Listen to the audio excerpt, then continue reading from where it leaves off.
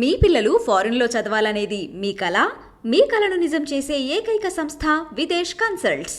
నమస్తే, welcome to I dream. నేను మహేశ్వరి. మనతో పాటు ఉన్నారు ప్రముఖ ఆయుర్వేద వైద్య నిపుణులు డాక్టర్ చిట్టుపుట్ల మధుసూదన్ శర్మ గారు. వారితో మాట్లాడదాం. సార్ పేరు చెప్పగానే అందరికీ వంటింటి చిట్కాలు గుర్తొస్తాయి. మరి ఈరోజు ఏ చిట్కాతో మనకు ఆ చిట్కా యొక్క ప్రయోజనాలు ఏంటి అవన్నీ అడిగి తెలుసుకుందాం. నమస్తే సార్. నమస్తే సార్, డ్రై ఫ్రూట్స్లో ఖర్జూరా అన్నది ఒక ప్రత్యేక స్థానం. చాలా ఇష్టపడి తింటూ ఉంటారు అందరూ కూడా. ఆయుర్వేదంలో కూడా ఈ ఖర్జూరానికి మంచి ఫలితాలు ఉన్నాయనేసి చెప్తూ ఉంటారు. ముఖ్యంగా ఈ రంజాన్ మాసంలో చాలామంది ఉపవాసం వదిలిన వెంటనే ఈ ఖర్జూరాన్ని తింటూ ఉంటారు. ఏంటి సార్ ఈ ఖర్జూరం యొక్క ప్రత్యేకతలు ఏంటి? రంజాన్ మాసం అంటే అందరికి గుర్తొచ్చేది ఖర్జూరం అమ్మ. అవును, అందరి సమాజానికి అంతా గుర్తొస్తుంది. అందులో ఎక్కువ విరివిగా విచ్చలవిడిగా రంజాన్ మాసంలోనే ఎక్కువ కూడా దొరుకుతుంటాయి. ఎక్కడ చూసిన ఖర్జూరం ఇదమ్మా. మహమ్మదీయులు రంజాన్ మాసంలో ఉదయం నుంచి సాయంత్రం దాకా ఉపవాసం ఉంటారమ్మా, సూర్యాస్తమయం అయిపోయేదాకా. సో ద్రవ పదార్థాలు కానీ ఘన పదార్థాలు కానీ ఎలాంటివి తీసుకోరమ్మా. వాళ్ళ సాంప్రదాయంలో భాగంగా, ఆచార వ్యవహారంలో భాగంగా వాళ్ళది పాటిస్తుంటారు.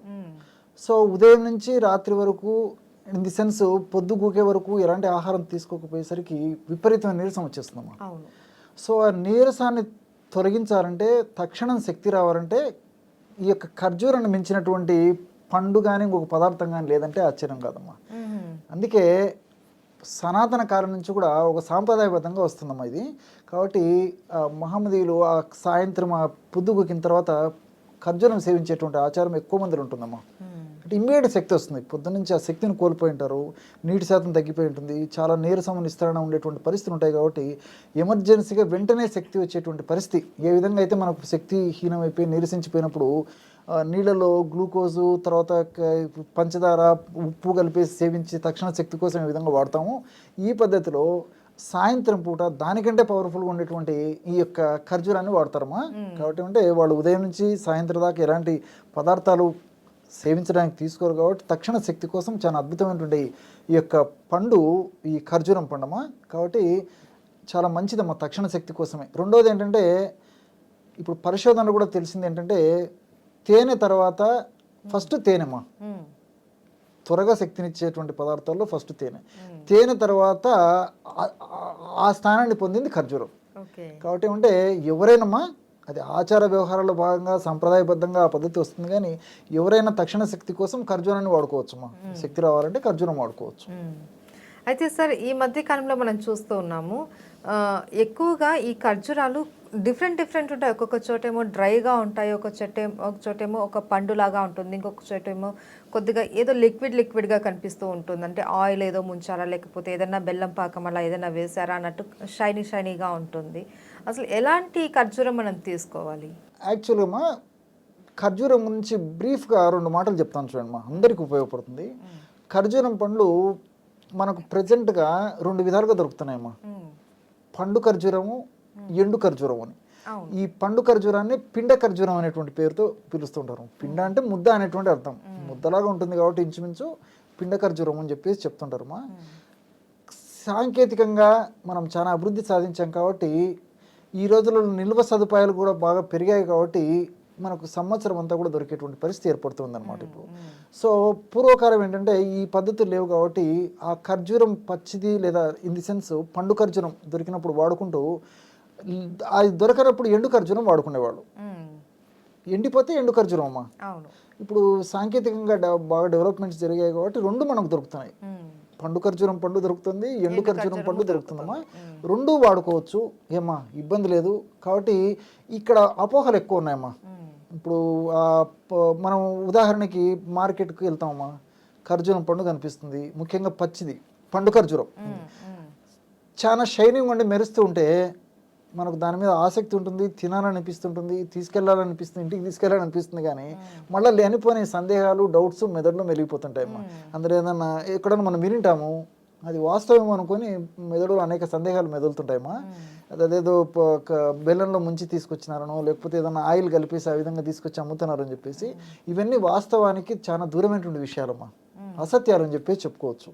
కాబట్టి ఇక్కడ ఏమైతుందంటమ్మా, ఎక్కువ మందిలో ఉన్నటువంటి అపోహ ఏంటంటే బెల్లంలో ముంచేసేసి ఖర్జూరాన్ని మనకు బయటకు అమ్ముతారు, బెల్లం నీళ్ళలో. బెల్లం పానకం అనుకోండి, బెల్లం పానకంలో ఖర్జూరం పళ్ళని ముంచేసి బయటకు అమ్ముతారని చెప్పేసి. మనం ఒక రకంగా చూస్తే రెండు ఒకటే రకమైనటువంటి ధరమా. సో వ్యాపారస్తులు కూడా దానివల్ల మించి ప్రయోజనం అయితే ఉండదు కాబట్టి ఎందుకు చేస్తారమ్మా, అది అపోహ. కానీ రెండు ఒకటే ధర ఉన్నప్పుడు వాళ్ళకి ఏదంటే 10 రూపాయలు లాభం ఉన్నప్పుడు ఇలాంటివి ఏదైనా చేసేటువంటి అవకాశం ఉంటుంది, కానీ ఒకటే ధర ఉన్నప్పుడు అటువంటి అవసరం ఉండదు. రెండోది ఏమంటే ఆ విధంగా ఖర్జూరం తయారైన తర్వాత పండు ఖర్జూరం కానీ పిండ ఖర్జూరం కానీ మనం ఏదైతే చెప్పుకుంటున్నామో దాన్ని ఫ్రిడ్జ్లో లేకపోతే ఇప్పుడు కోల్డ్ స్టోరేజెస్ ఉన్నాయమ్మా, ఈ కోల్డ్ స్టోరేజెస్లో నిల్వ ఉంచేసి అవసరమైనప్పుడు తెచ్చుకుంటుంటారు కాబట్టి ఆ షైనింగ్ తగ్గిపోకుండా ఉంటుంది. కాబట్టి మనం ఆ విధంగా అనుకుంటాం, కానీ దాంట్లో ఆయిల్ కలపడం కానీ లేకపోతే బెల్లం పానకంలో ముంచి తీయడం కానీ ఏం జరగదమ్మా. ఇవన్నీ కేవలం అపోహలే. మనం దొరికింది దొరకచ్చు, బాగా హ్యాపీగా ఆనందంగా వాడుకోవచ్చు. అండ్ సార్ ఇప్పుడు సిరప్ రూపంలో కూడా వస్తూ ఉంటుంది, ఈ మధ్య మనం చూస్తూ ఉంటాం. షుగర్ బదులు సిరప్ వాడండి అనేసి అంటూ ఉంటారు, పిల్లలకు కూడా తాపించండి మంచిది, పెద్దవాళ్ళకి ఎవరికైనా సరే అని అంటూ ఉంటారు. ఈ సిరప్ రూపంలో తీసుకోవచ్చా మరి? సిరప్ రూపంలో ఎప్పుడో ఒకసారి కొద్దో గొప్ప తీసుకుంటే మంచిది, కానీ ఫ్రీక్వెంట్గా తీసుకోవడం మంచిది కదమ్మా. ఎందుకంటే సిరప్ రూపంలో తయారైన తర్వాత కేవలము ఖర్జూరం పండ్ల ఎక్స్ట్రాక్ట్ ఉండదమ్మా. సో వాటి కోసం అని చెప్పేసి కొంచెం రుచి కోసం కొన్ని పదార్థాలు, ప్రిజర్వేటివ్స్ కోసం కొన్ని పదార్థాలు, తర్వాత దాంట్లో సువాసన కోసం కొన్ని పదార్థాలు ఒక్కొక్క కంపెనీ వాళ్ళు ఒక్కొక్క పద్ధతిలో కలుపుతుంటారమ్మా.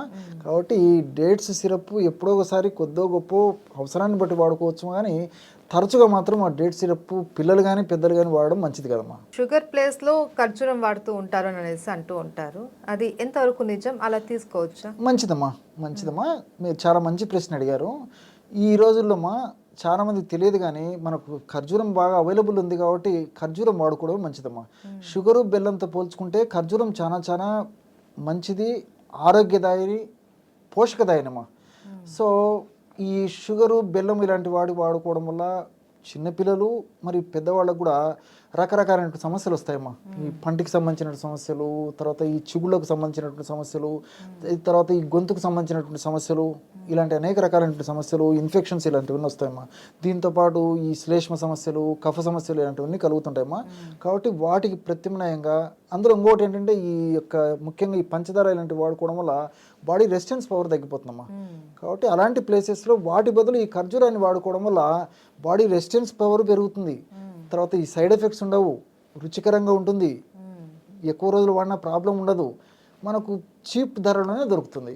కాబట్టి ఇంట్లో కుటుంబంలో అందరూ కూడా మా పిల్లలు పెద్దలు అందరూ కూడా ఆహార పదార్థాలుగా దీన్ని వాడుకోవచ్చు. ఒక ఔషధంగా కూడా ఈ ఖర్జూరాన్ని వాడుకోవచ్చు, పచ్చిది వాడుకోవచ్చు, ఎండు ఖర్జూరం కూడా వాడుకోవచ్చు. ఏది కావాలంటే అది వాడుకోవచ్చు. అయితే ఈ ఖర్జూరంలో ముఖ్యంగా మనకి ఎలాంటి పోషక విలువలు ఉంటాయి సార్? ఖర్జూరంలో ఐరన్ పుష్కలంగా ఉంటుందమ్మా. ముఖ్యంగా ఏమంటే చాలామందిలో చిన్నపిల్లల నుంచి పెద్దల వరకు కూడా ఐరన్ లోపం, దీన్ని అనీమియా అంటారు అనమాట. మనకి హిమోగ్లోబిన్ శాతం తక్కువ ఉంటుంది. ఉదాహరణకి మన భారతీయుల్లోనే మనం గమనించినట్లయితే ఒక 100 మందికి మనం పరీక్షలు చేసినట్లయితే స్త్రీలు కానీ పురుషులు కానీ దాదాపు 100 మందిలో 20-30 మందికి ఈ యొక్క హిమోగ్లోబిన్ శాతం తక్కువ ఉండేటువంటి పరిస్థితి ఉంటుంది. సో ఆ ఐరన్ కంటెంట్ మనం ఉన్నటువంటి పదార్థాలను బాగా వాడుకోవడం వల్ల హిమోగ్లోబిన్ శాతం పెరుగుతుందమ్మా. దానివల్ల ఈ అనీమియా అనేటువంటి సమస్య తగ్గిపోతుంది. అంతేకాకుండా ఈ ఖర్జూరంలో ఉన్నటువంటి మరొక ప్రత్యేకత ఏంటంటే ఈ కాల్షియం కూడా బాగుంటుందమ్మా. సో ఈ కాల్షియం ఉండడం వల్ల ఎముకలు దృఢత్వాన్ని సంతరించుకుంటాయి, కీళ్ళ నొప్పులు, ఎముకల నొప్పులు ఇలాంటివి రాకుండా ఉండేటువంటి పరిస్థితి ఉంటుంది. వీటన్నిటికి తోడు ఈ యొక్క మెగ్నీషియము, తర్వాత ఈ ఫాస్ఫరస్, పొటాషియము ఇలాంటి అనేక రకాలైనటువంటి ఈ యొక్క రసాయన పదార్థాలు కూడా ఈ ఖర్జూరంలో ఉన్నాయి. వీటన్నిటికి తోడు ఫైబర్ కూడా ఎక్కువ ఉంటుందమ్మా. ఎందుకంటే ఈ రోజుల్లో పీచు పదార్థము వాడకం అనేది చాలా మందిలో తగ్గిపోయిందమ్మా. చిన్నపిల్లల నుంచి పెద్దల వరకు మనం ఫైబర్ ఫుడ్ తీసుకోలేకపోతున్నాం. కాబట్టి ఇలాంటి రూపంలో మనం ఫైబర్ ఫుడ్ను మనం బాడీలోకి పంపించగలిగినప్పుడు వివిధ రకాలైనటువంటి వ్యాధులు త్వరగా తగ్గిపోతాయి, కొత్త కొత్త వ్యాధులు రాకుండా కూడా ఈ ఫైబర్ మనల్ని రక్షించేందుకు ఉపయోగపడుతుందమ్మా.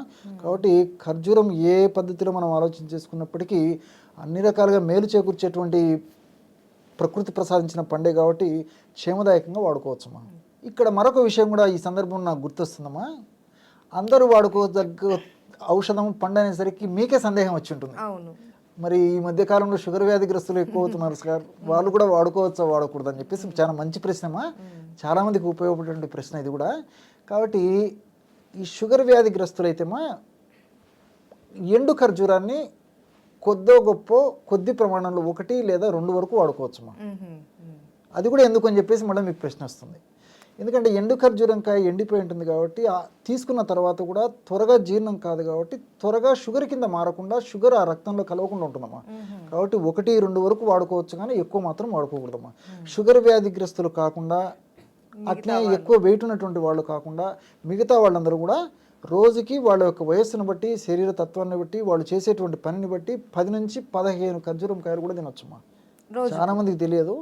10-15 ఖర్జూరం కాయల వరకు తినొచ్చు. గర్భవతులు ఉన్నారు, బాలింతలు ఉన్నారు, వీళ్ళందరూ కూడా మంచిదమ్మా. ఖర్జూరం కాయలు తినడం వల్ల వాళ్ళకి ఫ్రీ డెలివరీ కూడా అవుతుందమ్మా.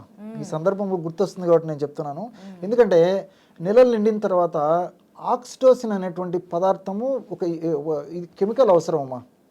ఈ ఆక్సిటోసిన్ అనేటువంటి కెమికల్ బాగా ఉత్పత్తి అయినప్పుడు ఈ యొక్క గర్భాశయం వ్యాకోచం చెంది సులువుగా ఆ డెలివరీ అయ్యేదానికి అవకాశం ఏర్పడుతుంది అనమాట. ఈ ఆక్సిటోసిన్ అనేటువంటి కెమికల్ను పెంచేందుకు ఖర్జూరం ఉపయోగపడుతుందమ్మా.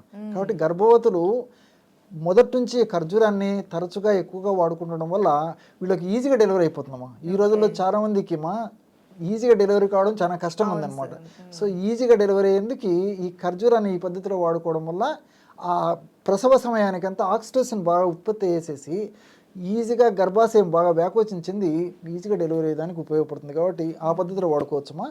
అదేవిధంగా ఎక్కువ కష్టం చేసేటువంటి వాళ్ళు, తర్వాత శరీరానికి ఎక్కువ శక్తి కావాలనేటువంటి వాళ్ళు తర్వాత ఈ జిమ్ ఇట్లాంటివి పోతుంటారమ్మా కొంతమంది. ఇట్లాంటి వాళ్ళందరూ కూడా ఎక్కువ వాడుకోవచ్చమ్మా.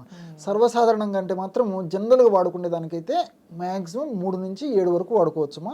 పరిస్థితిని బట్టి నేను ఇంతకుముందే చెప్పాను కదమ్మా, ఈవెన్ 15 వరకు కూడా వాడుకోవచ్చమ్మా ఎండు ఖర్జూరం కాయలు. ఒక షుగర్ వ్యాధి గ్రస్తులు మాత్రం ఈ విధంగా మినహాయించాలి.